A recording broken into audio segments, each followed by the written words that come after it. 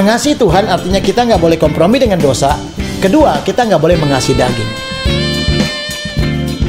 Hari ini, percayakan hidupmu kepada Tuhan. Yakinlah, Tuhan tidak pernah permalukan.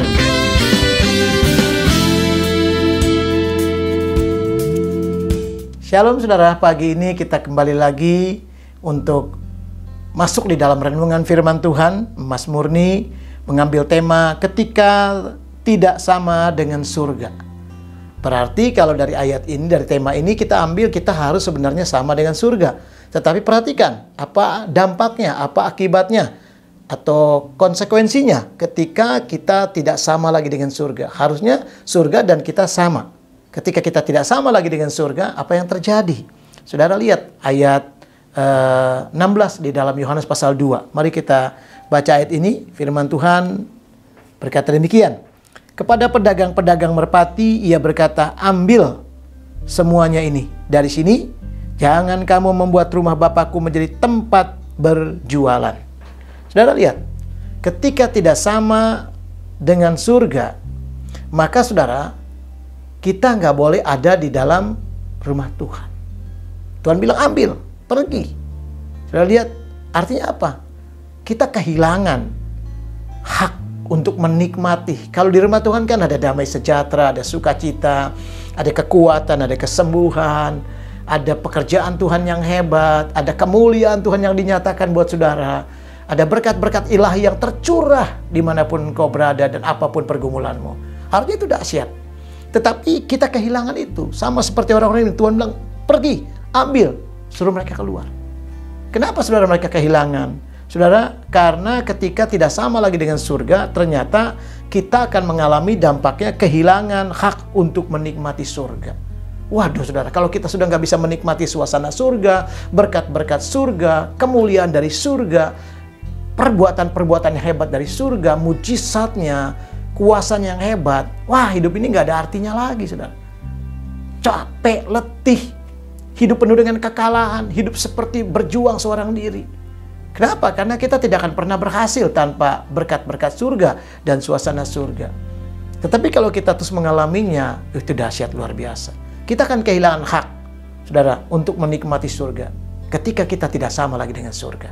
Saudara, sebabnya perhatikan satu ayat firman Tuhan di dalam Mazmur pasal 18 ayat 42. Mereka berteriak minta tolong, tetapi tidak ada yang menyelamatkannya.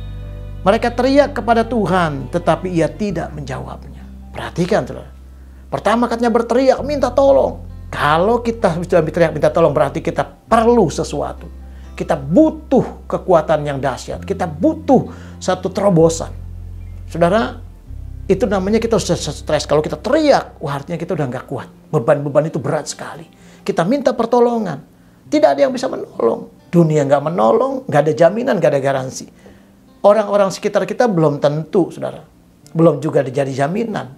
Tetapi Tuhan sanggup menolong kita. Tapi kita akan kehilangan hak ketika kita tidak sama lagi dengan surga. Maka hari ini cek hidup kita. Masihkah kita sama dengan surga? Kalau tidak, lihat ayat ini. Kita teriak, nggak ada yang bisa menolong kita. Nggak ada yang menghampiri kita. Nggak ada yang menurunkan tangannya untuk membebaskan masalah kita. Bahkan ketika kita berseru sama Tuhan, kata ayat ini, Tuhan nggak mendengar, nggak menjawab. Waduh, saudara, itu sesuatu yang sangat-sangat menyedihkan. Bukankah kita rindu? Hanya Tuhanlah yang bisa mendengar kita, menjawab kita, dan melakukan pertolongannya. Ketika kita mesti sama dengan Tuhan, saya percaya. Saudara, mungkin waktu engkau baru keluar air mata saja, waktu engkau baru ngomong dalam hati saja, baru engkau belum berseru dengan suara keras.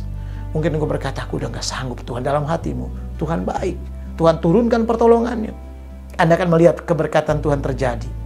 Kenapa saudaraku? Karena engkau tidak kehilangan hak untuk menikmati surga dan berkat-berkat yang melimpah. Tetapi ketika kita tidak sama dengan Tuhan, tidak sama lagi dengan surga, hidup kita mulai berubah, menyimpang, mengikuti kemauan daging kita sendiri, mengikuti kehendak manusia kita, bahkan mengikuti hal-hal yang seringkali bertentangan dengan firman Tuhan, maka engkau akan kehilangan hak, tidak akan mendapatkan apa-apa. Hari ini jawabannya di tengah-tengah kita, di tangan saudara dan saya. Apakah kita akan mengubah?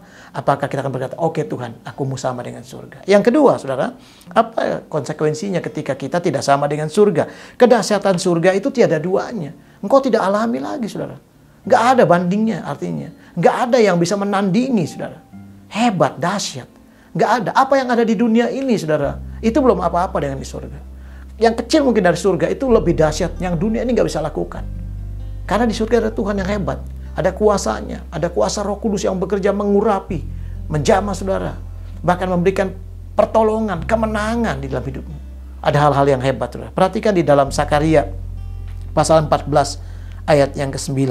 Maka Tuhan akan menjadi raja atas seluruh bumi. Pada waktu itu Tuhan adalah satu-satunya dan namanya adalah satu-satunya. Saudara, kedahsyatan surga tidak ada duanya. Lihat nggak Yohanes 2 ayat 16. Tuhan bilang apa? Ambil semuanya. Jangan jadikan rumah Bapakku sarang penyamun. Mereka disuruh pergi, suruh keluar dari bait Tuhan. Artinya apa? Kedahsyatan surga nggak ada duanya. Saudara, hanya di rumah Tuhan. Daud bilang, lebih baik 1 hari di pelatarannya daripada 1000 hari di tempat yang lain. Kenapa, saudara? Karena di hadirat Tuhan ada kesembuhan. Di hadirat Tuhan ada kemenangan. Di surga, saudara, dahsyat.